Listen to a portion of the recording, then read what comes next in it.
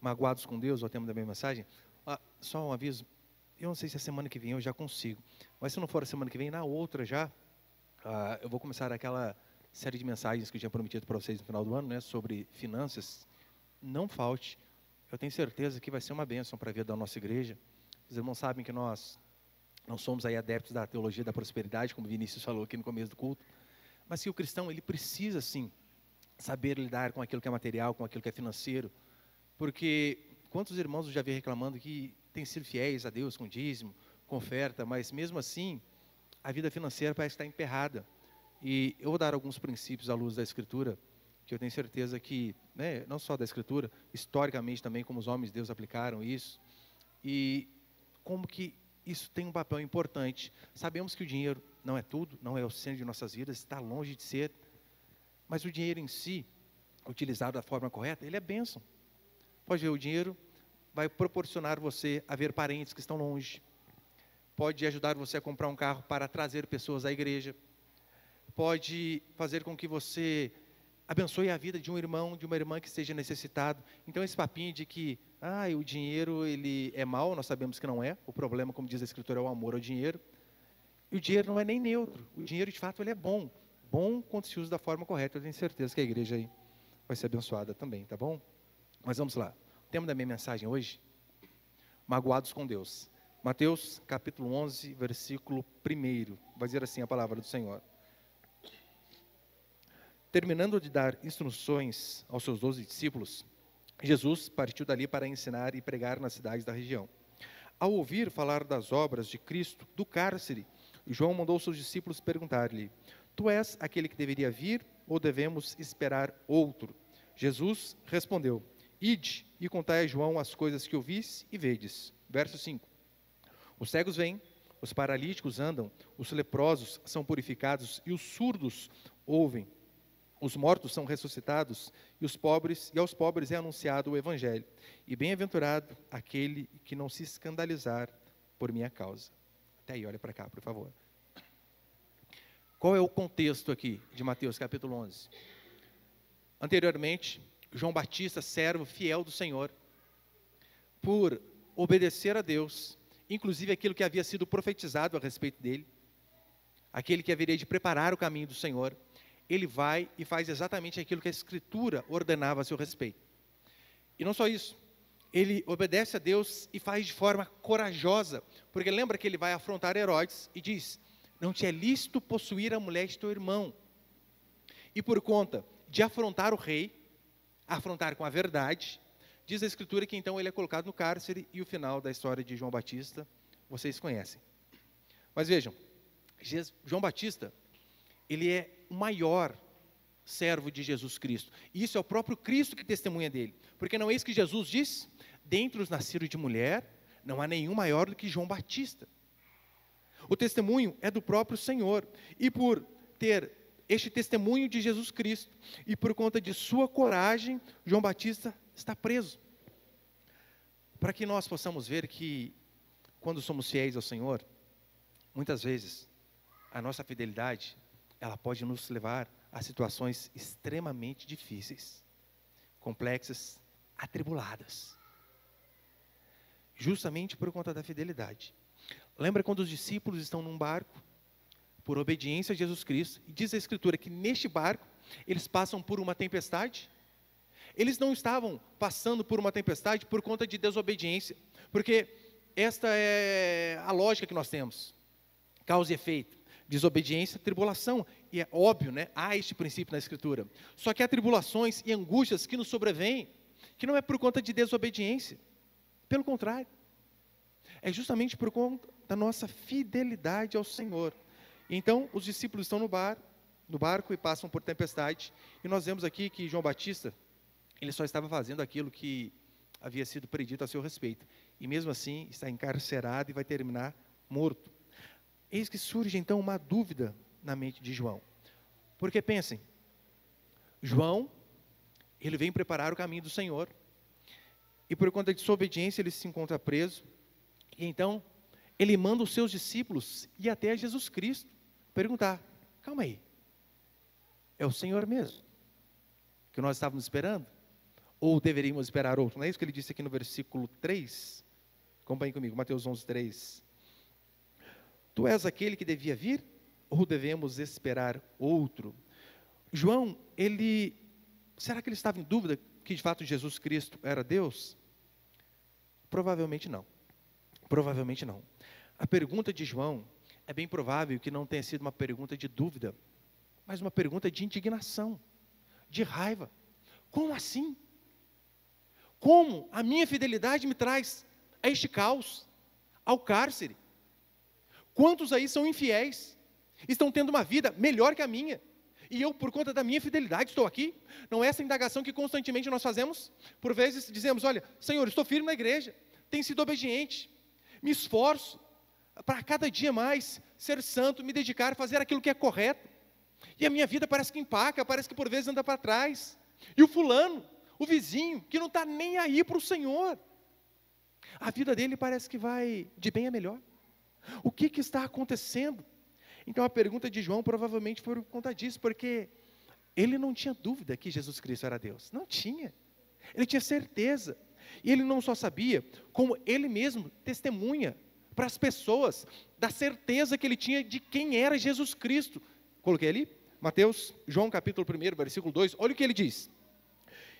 E João deu testemunho dizendo, viu o Espírito descer do céu como pomba e permanecer sobre ele, sobre Jesus. Eu não conhecia, mas aquele que me enviou para batizar com água, disse-me, aquele Deus, aquele sobre quem vires descer e permanecer o Espírito, este é o que batiza com o Espírito Santo. Eu mesmo vi e já vos dei testemunho de que este é o Filho de Deus. Você reparou então que João Batista, ele não está em dúvida sobre quem era Jesus Cristo? Ele estava bravo, magoado com Deus, porque Deus não estava fazendo as coisas do jeito que ele queria. João Batista, ele teve dificuldades porque as suas profecias, totalmente inspiradas por Deus, eram profecias de condenação. Foi isso que ele veio fazer, aplanar, preparar o caminho do Senhor. E qual era a mensagem dele? Ele chegava na cara daqueles fariseus e dizia, raça de víboras, quem vos induziu a fugir da ira vindoura? Vocês vão para a igreja todo bonitinho, mas vocês são víboras, vocês são cobras. Essa era a mensagem dele. Ele disse que toda árvore que não produz fruto vai ser cortada e lançada no fogo. Só que então ele vem pregando essa mensagem, e aqui parece que Jesus Cristo está fazendo o oposto. O oposto daquilo que Deus o havia mandado falar. Como assim? Eu venho pregando juízo, e o Messias, o Cristo, vem curando, salvando, libertando, anunciando o Evangelho a todos.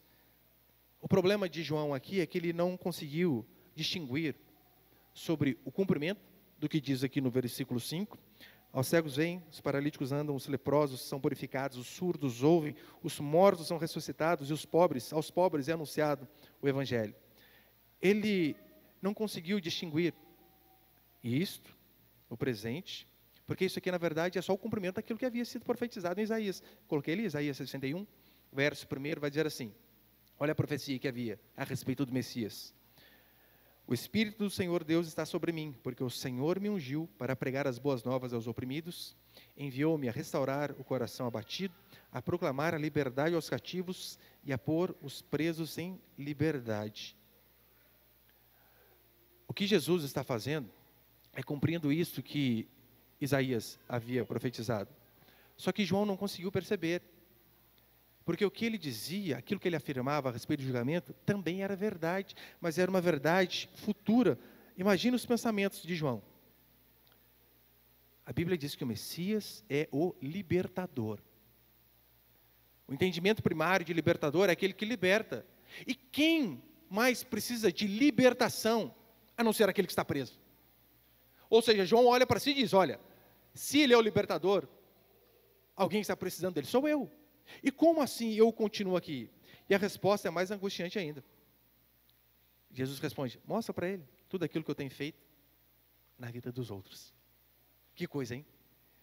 João Batista angustiado, querendo resolver o seu problema, e Jesus vai e fala assim, olha, fala para o João lá que os cegos estão vendo, os coxos estão andando, os pobres estão ouvindo o Evangelho, vidas estão sendo transformadas.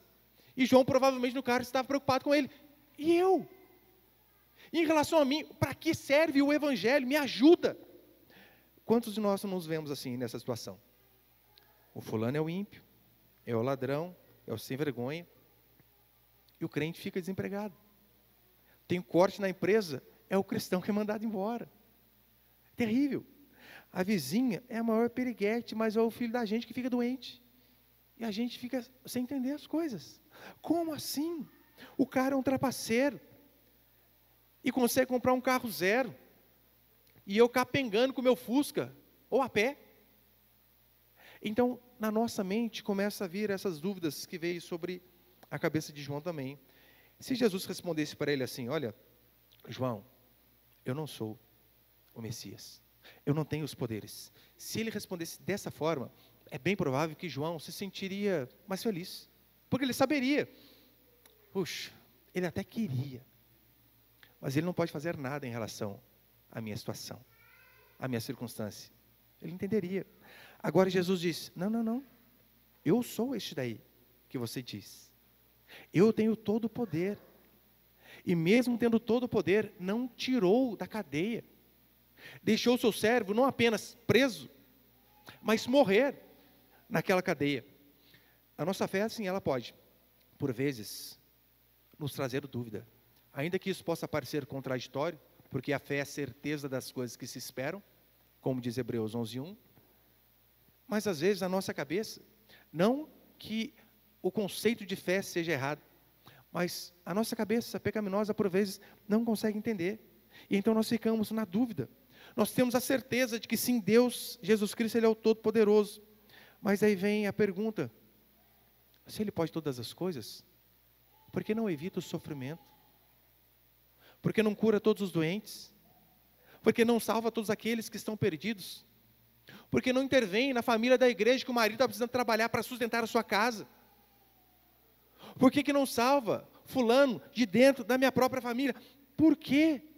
E a consequência desse dilema que por vezes nós temos, de Deus permitir essas coisas na nossa vida, em nossa existência, são mágoas. Não acontece isso quando alguém faz algo que você não gosta? Trata mal um filho, dá uma resposta meio atravessada, a tendência é você ficar meio magoado. E nós, por vezes, percebendo ou não, acabamos ficando magoados, mas com o próprio Deus, nos afastando, em primeiro lugar, dele e da sua igreja. Basta Deus não fazer aquilo que nós queríamos que fizesse, e a gente quase que fica embirradinho, né? Não vou mais à igreja. Belém, nunca mais cuide bem. A gente fica bravo com Deus. Não pode. Jesus, Ele pode se tornar um tropeço, justamente por ser bom. Justamente por ser bom. Eu quero passar então aqui alguns princípios de quando nós podemos ficar magoados com Deus. O primeiro é o seguinte: quando que nós podemos ficar magoados com Deus? Primeiro, quando nos achamos dignos demais. Eu não sei se no caso de João, ele até poderia se sentir alguém, né? É o próprio Cristo quem testemunha dele. Dentre os nascidos de mulher, não há ninguém maior do que João. Ele ouviu isso da boca do próprio Cristo. As pessoas sabiam disso. Agora nós, por vezes, ficamos magoados com Deus quando nós nos achamos que somos dignos demais. Quando vemos pessoas como João ou como Davi, lembra qual era o testemunho de Deus em relação a Davi? Homem segundo o meu coração. Lembra qual era o testemunho de Deus em relação a Jó, que eu preguei alguns domingos atrás? Deus, o próprio Deus, diz para Satanás: observaste meu servo Jó? Não há ninguém mais fiel que ele.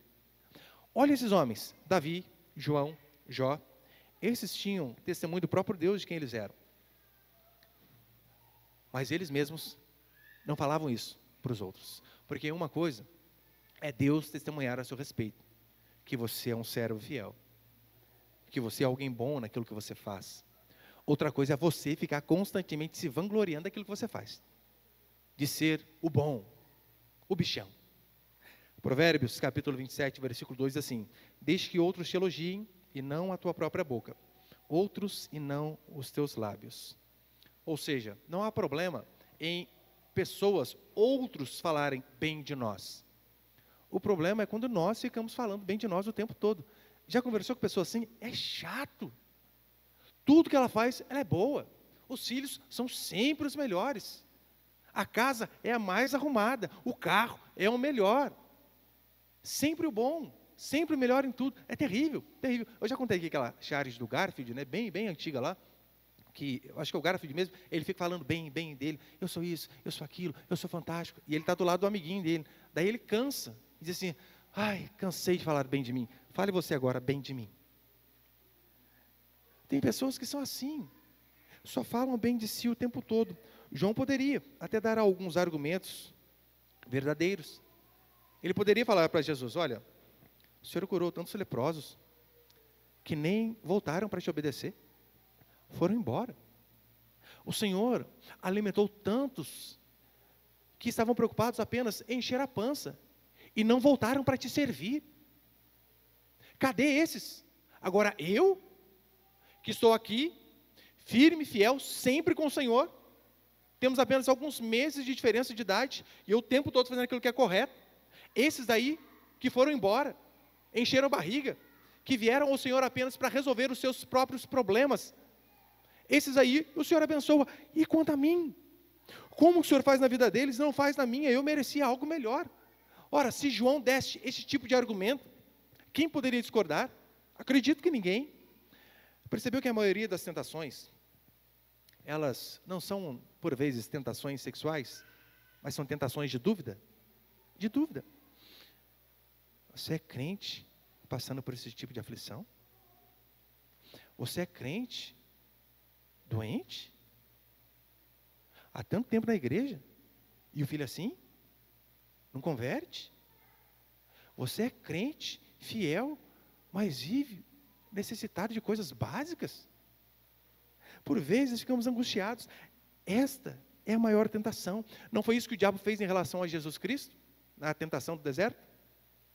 Se tu és filho, transforma a pedra em pão. Você percebeu que a tentação ali, Jesus não foi assim, ó, quero ver se tem poder aí, vai, transforma a pedra em pão.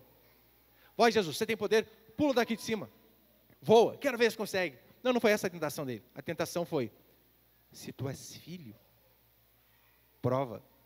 Esta é a maior de nossas tentações. Agora, quando nós entendemos que não somos mais dignos do que outras pessoas, que somos pecadores, nós não ficamos frustrados se as coisas não acontecem do jeito que queríamos que tivesse acontecido. Se você entende este princípio de que você é pecador, de que você não é digno de nada, você jamais vai ficar frustrado quando as coisas não andarem do jeito que você queria que andasse. Mas é fundamental que você entenda este princípio. Que você é pecador, que você não é digno de nada. Na verdade, que a única coisa que você é digno é de ser condenado ao inferno, porque a única coisa que eu e você fazemos bem é pecar, e ainda assim a graça do Senhor vem sobre nossas vidas, nos salva, nos liberta, nos dá a vida eterna. Se você entende que você não é digno, meu irmão, isso muda totalmente a sua forma de viver. Deus, Ele é gracioso com quem Ele quer, mas Ele é justo com todos nós. Ninguém aqui pode reclamar sobre injustiças da parte de Deus. Lembra sobre a parábola dos trabalhadores? Diz a Escritura que um homem começa a trabalhar às 8 da manhã, e o servo diz, e o patrão diz, olha, eu vou te dar R$100 por dia. O outro começa a trabalhar meio-dia, ele diz, vou te dar aquilo que é justo. O outro começa a trabalhar às 5 da tarde, trabalha apenas 1 hora, ele diz, vou te pagar aquilo que é justo. E a parábola ali é só, de fato, uma analogia, mostrando como que Deus age em relação aos seus filhos, em relação às pessoas, e até aos ímpios. E então, quando aquele patrão chama os servos para acertar as contas, ele chama primeiro aquele que trabalhou apenas 1 hora. Começou às 5 da tarde, o expediente acabou às 6. Dá quanto? R$100. Diz a Escritura que aquele que começou a trabalhar às 8 da manhã, o olhinho dele até brilha, e diz, nossa, se este que trabalhou apenas 1 hora, recebeu 100, imagina nós, imagina eu que estou o dia inteiro. E diz a Escritura que quando o patrão o chama, ele dá R$100 àquele homem que começou às 8. E ele fica indignado. Onde já se viu isso? Aquele homem ali não suportou o sol do dia, Nós estamos o dia inteiro aqui trabalhando e o Senhor nos iguala a Ele. Essa é a reclamação, nos iguala a Ele. E aquele patrão responde: te fui injusto? O que eu combinei? O que eu combinei foi aquilo que eu dei. O que te importa se eu decidir ser mais gracioso com este daqui? Só que isso que a gente detesta. Quando Deus ele é mais gracioso com o outro do que com a gente. Porque você percebeu que na parábola Deus não é injusto. Ele trata todos da mesma forma. Prometeu 100, 100. Mas se para o outro ele quis dar mais, qual o problema? Ele continua sendo bom. Portanto, quando vier a tentação de se achar melhor, de achar que você merecia mais, lembre-se, você não tem tudo que você quer, mas você possui muito mais que você merece. Todos aqui, sem exceção. Ainda que você não tenha o carro que você deseja, a casa, a quantidade de filhos, o trabalho, o salário, você e eu possuímos muito mais do que nós merecemos. Veja o exemplo de Paulo. Paulo foi um servo fiel, obediente, 3 viagens missionárias, mais a viagem a Roma, levou o evangelho para todos os lados. Qual foi o fim de Paulo? Sozinho, sem nada, numa cadeia e decapitado. Mas você lembra que Paulo, no final de sua vida, ele não murmura? Não murmura. Ele sozinho, pobre, prestes a morrer, diz: fiel é a palavra e digna de toda aceitação, que Cristo Jesus veio ao mundo salvar os pecadores, dos quais eu sou o principal. Ainda assim ele diz: fiel é a palavra. 1 Pedro, capítulo 4, versículo 13, Pedro diz assim: pelo contrário, alegrai-vos na medida em que sois co-participantes dos sofrimentos de Cristo, para que também, na revelação de sua glória, vos alegreis, exultando. Alegrai-vos à medida que sois co-participantes dos sofrimentos. Quando nós sofremos por amor ao Evangelho, que é o caso de João, a Bíblia diz: alegrem-se. Se vocês estão sofrendo por serem fiéis, alegrem-se. O problema é que pessoas que se acham boas demais, sempre acham que mereciam mais do que têm. Todavia, pessoas que sabem que são pecadoras, elas têm a certeza de que elas possuem muito mais do que aquilo que elas merecem. E se você tem esta convicção, meu querido irmão e irmã, você não vai viver frustrado, você não vai ser um invejoso. Por isso a importância de você não ficar se comparando com outros, porque a desgraça está justamente aí, é quando nós começamos a nos comparar com o outro. Às vezes nós estamos até felizes: puxa, meu carro, olha aqui, ano 95, bem velhinho já, né? Mas você está feliz. Aí o seu vizinho troca com 2010, pronto, a sua alegria murcha. Porque a sua felicidade não está com base naquilo que Deus deu, naquilo que você tem, mas está com base naquilo que Deus fez na vida do outro. Você começa a se comparar e fica frustrado. Isso nos leva a ficar magoados com Deus. Segundo princípio que nos leva a ficar magoados com Deus é quando nós esquecemos o tamanho do Senhor. Isaías 55:9 vai dizer assim: porque assim como os céus são mais altos do que a terra, assim são os meus caminhos mais altos que os vossos caminhos, e os meus pensamentos mais altos que os vossos pensamentos. Pode um inseto entender a mente de Einstein? Não pode.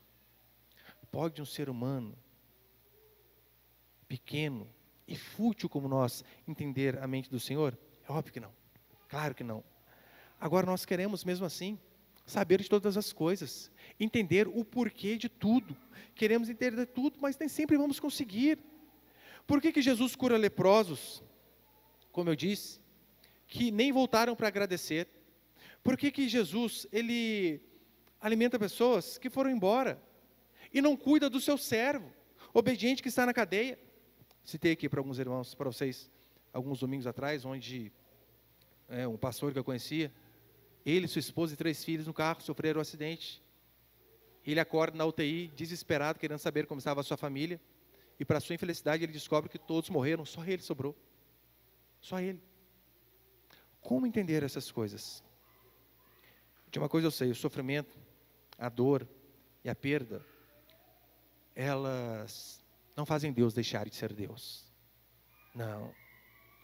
Uma vez estávamos num pequeno grupo, por isso a importância de você frequentar um pequeno grupo.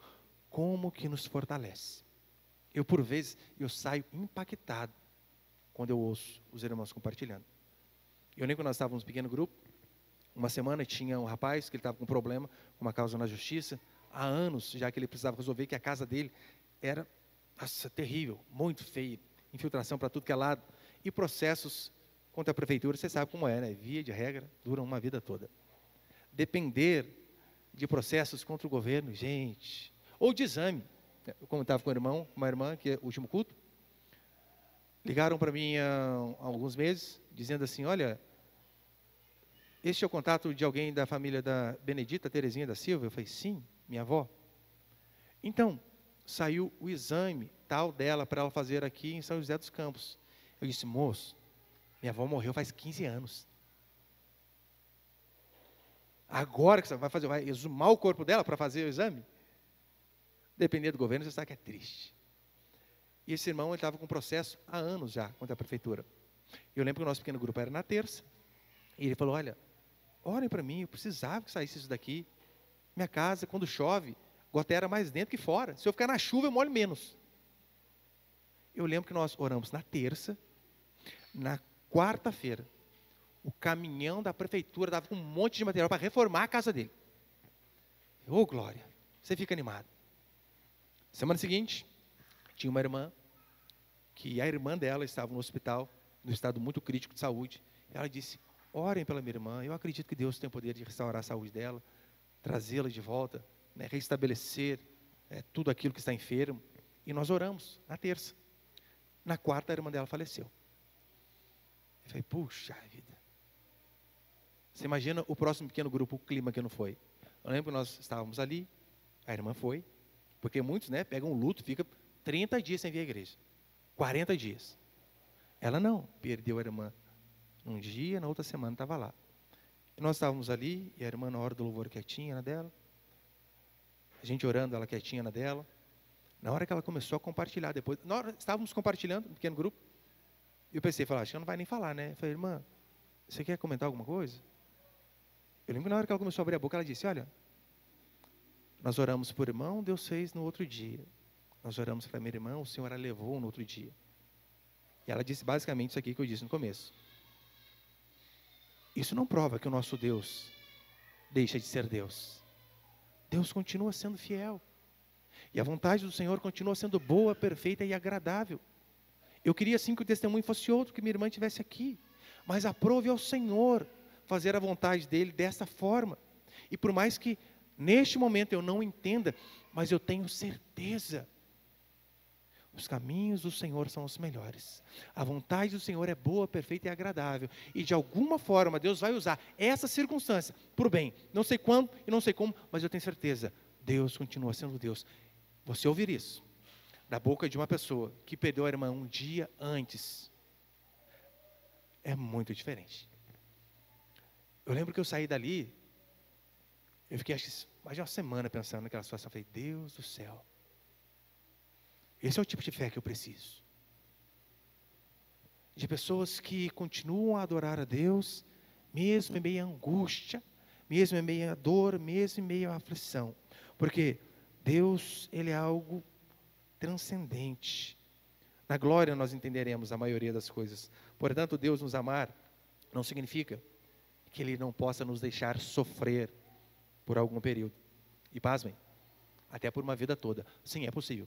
Você ser fiel a Deus e ainda assim ter uma vida de sofrimento. Já dei esse exemplo, vou dar outra vez. Uma irmã vinha à nossa igreja, ela era cega, não de nascença, ficou cega aos 7 anos, por conta de uma brincadeira de criança com espingarda, tomou um tiro aqui do lado, vazou os 2 olhos dela. E ela, até a última vez que eu vi, ela tinha quase uns 70 anos, alguma coisa assim. Eu lembro que eu ia buscá-la para ela vir ao culto. Ela, tipo assim, o prédio dela era lá na porta e ela precisava vir aqui até o portão. E eu ficava batendo com a aliança ou com alguma chave no portão, assim, para ela poder vir na reta. Então ela vinha. Super cuidadosa com a casa. Eu lembro de uma vez dessa irmã cega desde os 7 anos, dizendo assim para mim. E pior, né? Ela era cega, casou com um homem que a agredia. Terrível. E ela dizendo assim, pastor, até quando minha vida vai ser esse sofrimento? Não é uma noite, tem durado uma vida toda. O que eu faço? Eu lembro de dizer para ela assim, falei, irmã, a Bíblia diz que um dia os olhos da senhora, que hoje não veem nada, que esses olhos, eles vão se abrir diante do Rei da Glória. E este Senhor, que nos salvou, Ele vai enxugar dos seus olhos toda lágrima. O dia em que você tiver um encontro com o Senhor, e que seus olhos se abrirem diante dEle, você vai esquecer de todo o sofrimento que você teve durante toda a sua vida. Apenas quando você tiver um realce da glória do Senhor. Portanto, ainda que você termine neste sofrimento, você precisa entender que isto aqui é apenas uma parte mínima da nossa existência. Nós somos eternos. Vivemos eternamente. O que é 50, 60, 70 anos de sofrimento aqui, comparados com a glória eterna? Não é nada. Mas é para isso que a sua esperança tem que estar em Deus, e não nessas coisas terrenas. É assim que a minha vida e a sua deve ser pautada. Deus nos amar não nos impede de sofrer. Não foi isso que aconteceu com o próprio Jesus Cristo, como diz Hebreus 5,8. Embora sendo filho, aprendeu a obediência por meio das coisas que sofreu. Vamos ficar em dúvida que Deus amava o seu filho Jesus? Óbvio que não. O sofrimento de Jesus foi por amor a nós. Agora imagina se Deus tivesse preservado Cristo do sofrimento. Onde estaríamos? Todos condenados, sem exceção. Portanto, lembre-se, os pensamentos de Deus são muito maiores do que o nosso. Eu sempre gosto de lembrar do que aconteceu com Paulo. Paulo, ele é um missionário que está levando o evangelho por todo o mundo conhecido daquela época. Literalmente todo mundo conhecido. E então aquele homem se vê preso. Primeiro numa prisão domiciliar, depois numa masmorra. Eu, se fosse Deus, eu jamais tiraria Paulo de campo. Você imagina? Você vai tirar o mestre do seu time? Ou coloca aí, está vindo o Neymar para o Santos, só pereba no Santos. Daí você tem que tirar alguém, você tira o Neymar? De jeito nenhum. Aí Deus, Ele pega o seu maior evangelista e prende. Como entender essas coisas? Mas se não fosse essas cadeias, não teríamos 2/3 do Novo Testamento. Porque sim, as cartas de Paulo são basicamente 2/3 do Novo Testamento. Deus sabe todas as coisas. Dostoiévski, um teólogo russo, um servo do Senhor, ele disse que se não fosse preso, jamais teria o despertamento espiritual que ele teve. Às vezes Deus usa circunstâncias terríveis, justamente para nos aproximar dEle. Quantos aqui por vezes não se converteram, ou não viram a mão de Deus justamente na hora do sofrimento, da angústia? Eu cansei de ver testemunhos de pessoas que dizem, olha, quando eu achei que não tinha mais jeito, a mão do Senhor veio e me tirou da lama. Quando eu achei que o casamento já tinha falido, que o filho não tinha mais jeito, que a saúde já tinha ido embora, não havia o que fazer, ali eu vi a mão do Senhor. Por vezes essas dificuldades, elas nos mostram quem é Deus, e nos aproximam do Senhor. Cristãos têm uma opinião errada sobre o sofrimento. Para eles, Deus só é bom se Ele tira toda e qualquer angústia, se Ele tira todo e qualquer sofrimento. Se filho, você não pode dar tudo de mão beijada. É necessário que o seu filho aprenda a se frustrar, aprenda a perder. Já percebeu que depois que as escolas começaram a não reprovar, o Brasil começou a ficar ruim? Que não interessa o que você faz, você não é reprovado. É igual quando tem futebol. Não, aqui todo mundo ganha. Não, não existe isso, todo mundo ganha. Um perde. Eu lembro do meu filho, acho que ele tinha 9 anos, mais velho, e ele jogava bem na época. Eu lembro que o ataque era 2 do mesmo nome, né? Cauã e Cauã. Eu lembro que eles estavam jogando campeonato aqui na nossa cidade, ganhando. Aí foram pegar um timinho bom. 11-0, fora o show. Eu lembro que o outro rapazinho, que era pai do ataque dele, querendo sair, eu vou embora, e meu filho, pai, já está 9, continua, vai moleque. Perde de 20, mas perde honrado. Fica aí. E o outro molequinho chorando. Não, a vida é assim. O sofrimento é importante. Eu vi esses dias um cubo mágico de uma única cor. Já viu isso aí ou não? É para a nossa geração mimizenta, porque todo mundo consegue montá-lo. E sabemos, são poucos que conseguem. É difícil. Cubo mágico, uma única cor. Essa foi forte, né? Sério. Mas é necessário que haja frustrações. Portanto, Deus, Ele pode nos livrar. Claro que pode. Significa que sempre Ele vai fazer isso? Não. Sadraque, Mesaque, Abidnego, Daniel foram livres da fornalha, da cova. Só que você lembra qual foi a oração desses homens? Se Deus quiser nos livrar da fornalha de fogo ardente, Ele vai nos livrar. Se não quiser, saiba tu, ó rei, que não vamos nos prostrar diante desta imagem. Ou seja, se Deus fizer bem, se não fizer, amém, não tem problema não, vamos continuar sendo fiéis a Ele aqui. É assim que funciona. Deus livrou esses homens, não livrou Paulo, não livrou Pedro, não livrou João Batista. Mas ainda assim eles continuaram sendo fiéis a Deus. Deus é tão grande que Ele pode usar até o sofrimento para o nosso bem. Se Deus usou a morte de Jesus Cristo de forma vergonhosa na cruz para a nossa salvação, você acha que não pode usar o seu sofrimento, sua angústia, seu desemprego, enfermidade, crise no casamento, financeira, por bem dele? Óbvio que pode. Terceiro, quando que podemos ficar magoados com Deus? Já estou encerrando. Quando perdemos a perspectiva do céu. João, ele fica chateado porque as coisas terrenas não estavam dando certo como ele queria. Só que João aqui, ele faz algo digno. Ele vai resolver o problema com quem aparentemente causou o problema. O que ele diz? Vai lá, pede para os discípulos dele, vai lá conversar com Jesus Cristo. O que está acontecendo? Ou seja, se o problema está com Jesus, ele vai resolver com Jesus. A maioria não resolve assim, né? A maioria está com problema com o marido, joga na internet. Está com problema com a esposa, joga no Instagram. Terrível. Mas ele seguiu o princípio, correto? Mandou os discípulos perguntarem para Jesus.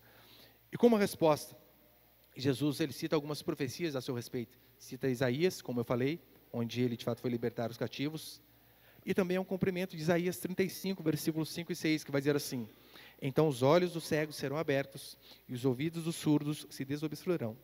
Então o coxo saltará como cervo e a língua do mudo cantará de alegria, porque as águas arrebentarão no deserto e ribeiros no ermo.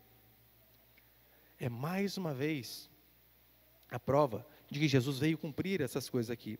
Frustrações na terra, elas ofuscam a nossa visão do reino. Claro.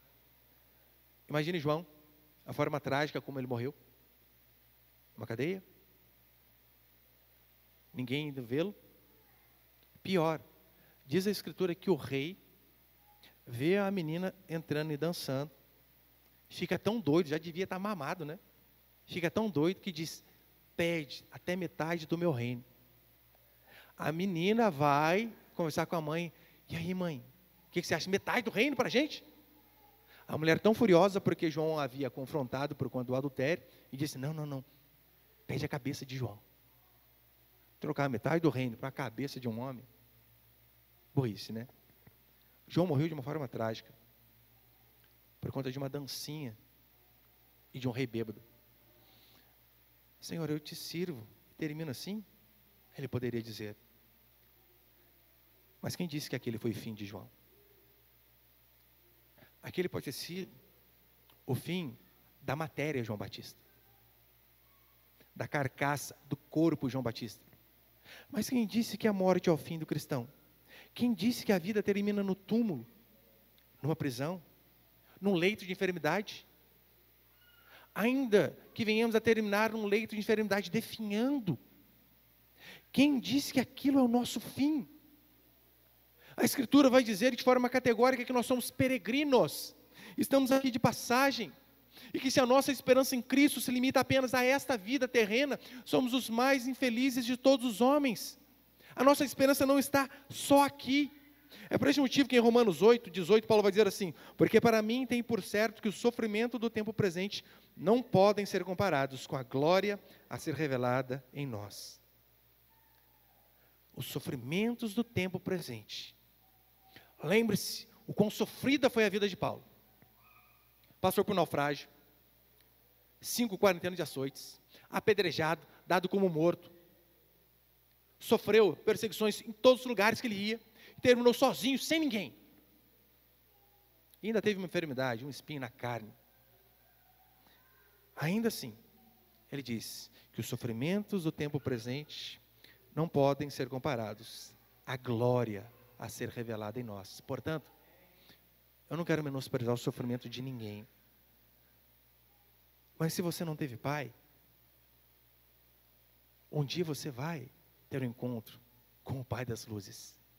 Se você um dia foi abandonado, um dia você vai ter um encontro com aquele Senhor que diz: pode uma mãe esquecer o filho que ainda mama? Ainda que se esqueça, eu jamais vou me esquecer.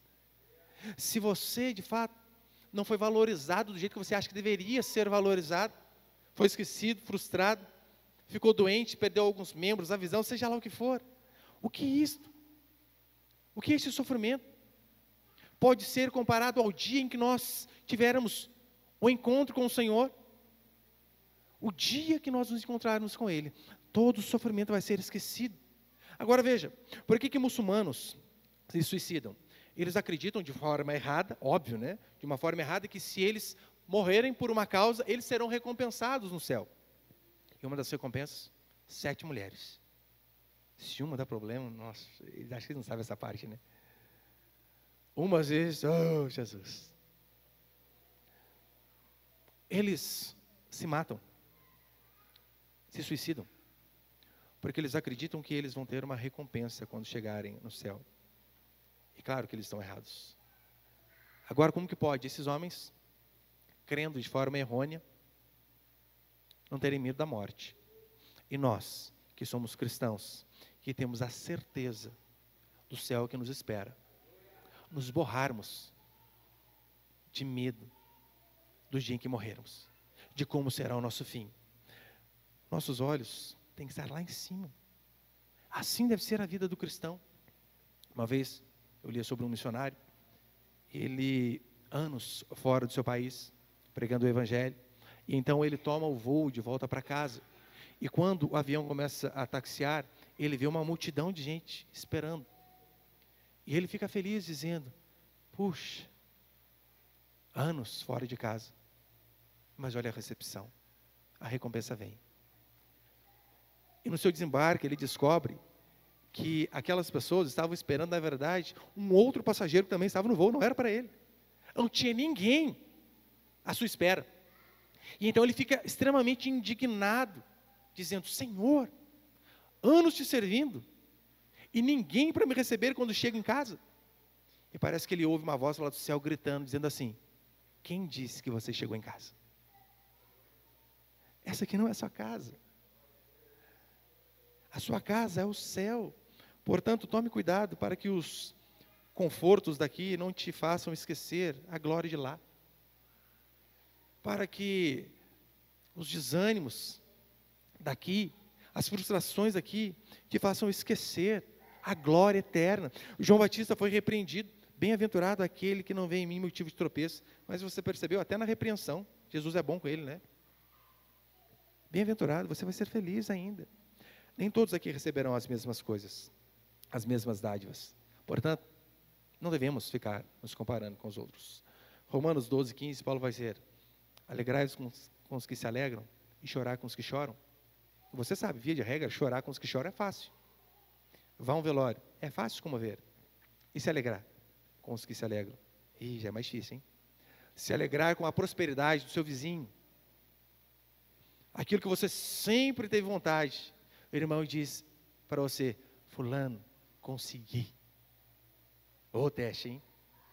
Mas a Escritura diz: alegre-se com a conquista dos irmãos, com a festa dos irmãos, com a saúde dos irmãos. Não fique se comparando com os outros. Ainda que uns tenham mais que os outros aqui na terra, o nosso Deus é o mesmo. Que essas coisas não te frustrem. Todos nós desfrutaremos da presença do Senhor em todo o tempo, porque é isso que Ele vai dizer: eis que estou convosco todos os dias até a consumação dos séculos. Portanto, ainda que você tenha, meu querido irmão e irmã, uma vida inteira de sofrimento, luta, uma vida dolorida, não crie mágoas do Senhor ao se comparar com fulano, com o irmão, com o parente. Lembre-se daquilo que você merecia, que é a condenação eterna. E ainda assim o Senhor é extremamente gracioso para com você. E principalmente, não perca a perspectiva do céu que te espera.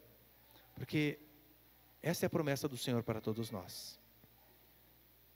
Há um céu, há um lugar onde a Bíblia diz que não haverá dor, pranto, Há um lugar onde não vai haver sofrimento.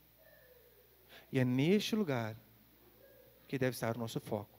Devemos viver da melhor maneira possível aqui na terra, mas com os pés aqui, sem esquecermos de olharmos para o céu que está preparado para nós. Amém, meus queridos?